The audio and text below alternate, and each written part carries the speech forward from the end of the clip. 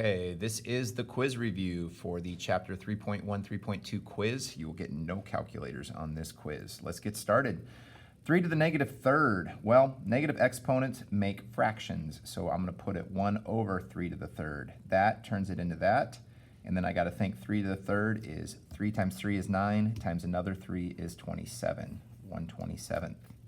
Log base 11 of 11 to the 7th says 11 to some power is 11 to the 7th.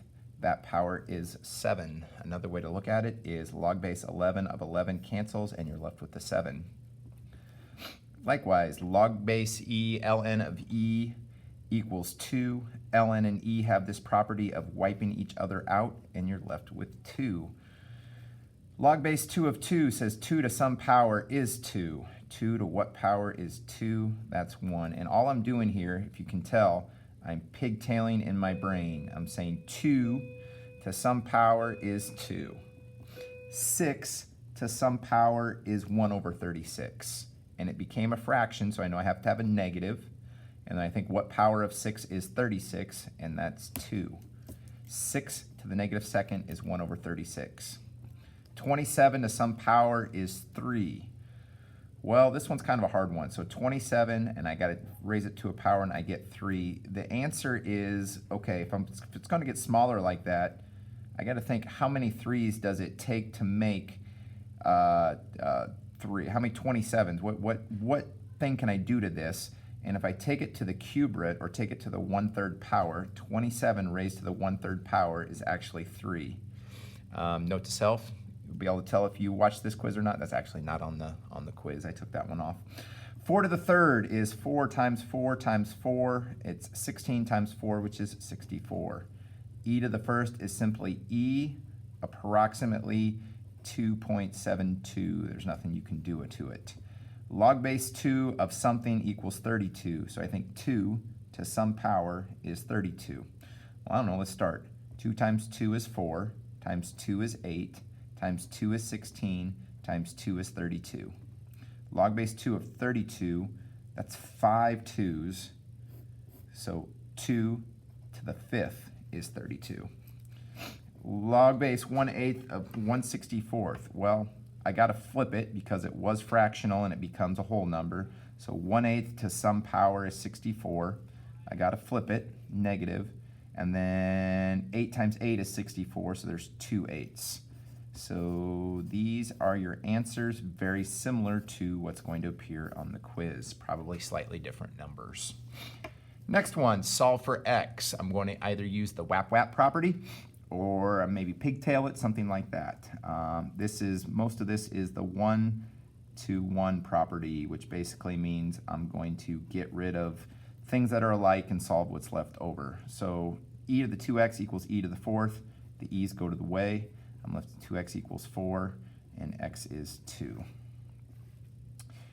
2 to the x minus 2 equals 1/32. Well, I'd like to have these like bases. This was on one of those Canvas quizzes, so I'm going to change the form of 1/32. And I learned up here 2 to the 5th is 32, so 1/32 is actually 2 to the negative 5th. If you think about it, 2 to the negative 5th. If you think about it, if you flip it upside down, that'll be your negative sign. And then I have to take 2 and make it 32. Well, that's 5 2's. So now that I got it in the same base, I have a 2 there, and I changed that to 2 to the negative 5th. I can whap out the 2's. I'm going to say x minus 2 equals negative 5, and x is, well, if I add 2, x is negative 3. And then the last 1-to-1 property 1. Log base 4 of x squared minus 2 equals log base 4 of 34. They both have log base 4's in the same spot. I'll wipe those out. I get x squared minus 2 equals 34. And that's x squared equals 36, and I will square root. And don't forget on your quiz, it is plus or minus 6. And I can plug in the negative 6 because when you square it, it'll be positive. So negative 6 squared is 36, minus 2 is 34. If I plugged it back in, I'd have log base 4 of 34 equals log base 4 of 34, and I can see I got the answer. Write in exponential form. 3 to the 6th equals 729. Don't forget, if it's ln of 5 equals 6, you would change ln to log base e of 5 equals 6, and you could write it in exponential form, e to the 6th equals 5. Just a side note. Write in log form, log base 3 of 1/27 equals -3. If you had e to the 8th equals x, you would write it log base e of x equals 8, or you would write it ln of x equals 8. Both of those would be the change form, so that's just pigtail. Couple formulas. Set up only, do not solve. Okay, a plant grows continuously in July. Continuous growth is that. A equals PERT at a rate of 15%, where T is in days. July is 31 days. It started the month 2 inches tall. The start amount is your principal. E, the rate, is 0.15. Continuously in July at 31 days, so times 31. That would be your end amount. I don't even have to solve it out. There's no calculator. I'd leave it like that. Child's grandparents puts $1,000 into a CD that compounds biannually, so growth period over time, so it's that equation. A equals P1 plus R over N to the NT power. These will be on there. You do not have to memorize these equations. And let's go. The principal is the start amount, so they put $1,000 in. 1 plus the rate as a decimal. I got to make it 0.05. All over N. The times per year biannually means twice per year, so it compounds twice per year to the 2. And much money. Okay, the CD was put in at birth, so at age 0, and now it's at age 42, so that would be 42. And that's the front. The graphing piece. Graph include where vertexes, domain, range, and asymptotes. Growth graphs look like this, with an asymptote that sits here. Growth also includes e-graphs. So if you ever have an e to the x graph, that would be a growth graph. Decay graphs sit like this, and the important point is there, and that point is 0, 1. This important point is also 0, 1, and this is a y equals 0 asymptote.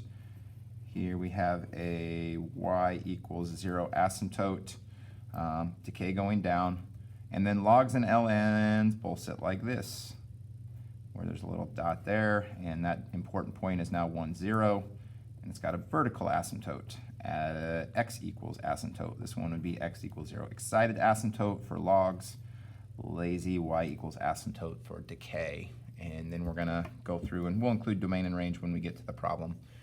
All right, so here's the first one. Negative log base 4 of x. I'm simply going to graph log base 4 of x to start. I'm gonna dot it in. Log base 4 of x is this dotty one right here, something like that. Negative in front is an up-down flip, so now it goes like that. -3 inside the parentheses is a left-right shift. That -3 would shift this dot right 1, 2, 3. It would also shift the asymptote, slide it over 1, 2, 3. So I'll slide that asymptote over, and your final graph, sorry about that, should look, here's my asymptote, and it's the growth graph, or the log graph flipped, looks something like that. And here are the pieces that you'll need. You have an excited asymptote at x equals 3. You have a vertex here at 4, 0. The domain goes from 3 to infinity, not inclusive, and the range does go up and down forever, -infinity to infinity. Next one, f of x equals -8 to the x minus 4. -8 to the x minus 4. Okay, so that is a growth graph. I'm gonna dot it in right here. Pretty sharp growth graph. 8 to the x would mean if I was over 1, I'd be up 8. 8 to the first is 8. And then that negative sign in front is going to flip it over the x-axis. Still pretty sharp. And then minus 4 is going to shift this dot to the right. 1, 2, 3, 4, right to there. And we have the picture. I'll go to this color. We have the picture that looks like this. Pretty sharp still. By flipping it and sliding it left or right, I did not change the asymptote, so I'm going to put it right there. And here's the important part. The vertex is at 4, -1. The y equals 0 is a lazy asymptote domain. It does go left and right forever, -infinity to infinity. And my range, it goes from -infinity all the way up to 0. All right, 6 ln x minus 5 plus 2. ln of x is a log graph. 6 stretches the log graph higher. Minus 5 bumps the log graph right 5, plus 2 bumps it up 2. This dot right, 1, 2, 3, 4, 5, and then up 1, 2. Should be good. The asymptote would have slid right 5 with the graph. It is now at x equals 5. It is a stretched out log graph. You should be looking at something that looks like that. And the vertex is at 5, 6, 2. The domain goes from -infinity. Nope. The domain goes from 5 to infinity, and the range goes from -infinity to infinity. It goes up and down forever. 3 more. 5, 0.4 to the x minus 3. I'm going to graph 0.4 to the x first. That is the innermost thing. That's less than 1, so it's decay. I have a decay graph. And this is the hard one, the 5. The 5 is a stretch. It's a vertical stretch. And I don't go up, count up 5. I stretch it up to 5. So it's a stretched out graph right there, and it actually kind of stretches like this. Just stretches the thing. Okay, so I have the asymptotes in the same place. I stretch that dot to 5, and I'm going to bump the whole thing down 3. So I'm going to take this dot down 1, 2, 3 to there. I'm going to take the asymptote. I'm going to go down 1, 2, 3 to there. And this stretched out graph looks like that. Okay. The point is 2, 0, or 0, 2. Sorry, 0, 2. I have a lazy y equals asymptote at -3. My domain goes -infinity to infinity, and my range goes from, well, it goes from -3 up to infinity forever, and I got it. 2 more. E to the x. Growth. E is more than 1. So I have a growth graph. Negative. Flips it over the x-axis like this. -1. Well, I did the negative. Now I have a -1 there. I'm going to shift this dot right here to the right 1. And then +4. I'm going to shift that dot up 1, 2, 3, 4 to there. So let's make sure I have it right. Growth, flipped, right 1, up 4. The asymptote, when the whole thing shifted, the asymptote on growth and decay is here. It would have shifted up to here is the asymptote. And that asymptote is at, well, it's lazy at y equals 4. I'm going to draw in the graph. Should look something like this right there. The dot is at 1, 3, and then I have a domain that goes left and right forever, and I have a range that goes from down forever, -infinity, up to 4. Okay, last one. I don't actually have one there. I'm just going to make one up. I'm going to go with another log graph. Let's go f of x equals, let's go with, I'm going to go with ln of negative, I'm going to go with x plus 1, and then I'm going to go with minus 2. So I kind of messed with it quite a bit there. So I'm just going to do ln of x first. So we got ln of x is a log graph. All log graphs look the same. And if you wanted to know how much it would bend up, you'd go to your graphing calculator anyway. All right, so that negative right there flips that dot over the x-axis, over the y-axis rather. It's a left-right flip. So now it goes like that. So I did ln, I did ln negative x. This is in factored form, so I can go ahead and I can use my rule with plus 1, so I can move this dot to the left 1 here. And then minus 2, I can move that dot down 2. So I got a graph that looks here. Now, the only thing that's going to move this asymptote is if I shift the thing left or right. That was this plus 1 shift. So the asymptote was here. It's going to shift over 1 here. There's my asymptote. The graph going to kind of come like this here. Kind of come up here. And I'm ready to put everything. The vertex is at -2. Looks like -2, -2. That's the dot I'm tracking. I have a vertical asymptote at x equals -1. My domain, it goes -infinity all the way up to 1. And my range goes from -infinity to infinity, up and down forever.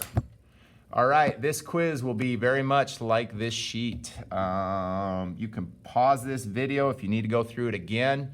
It's a 16-minute video, great quiz review. I hope you do well tomorrow.